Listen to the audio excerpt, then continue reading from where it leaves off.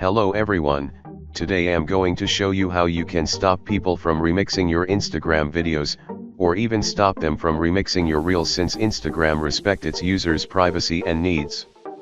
So in today's video I'm going to be showing you that, just make sure you watch till the end.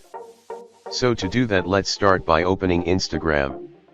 After it's been opened, go on the top right corner, and then simply click on the three dots. After you done, you can see all this results to choose from, so click on settings.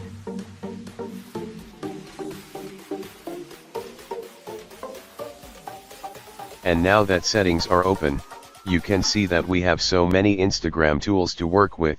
So to manage your reel remixing, simply click here on reel.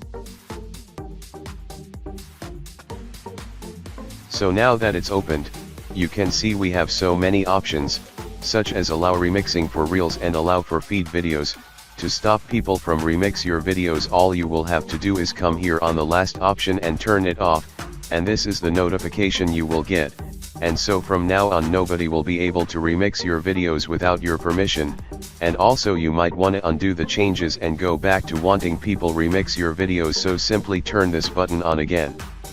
So thanks for watching, and if you are new, make sure you subscribe.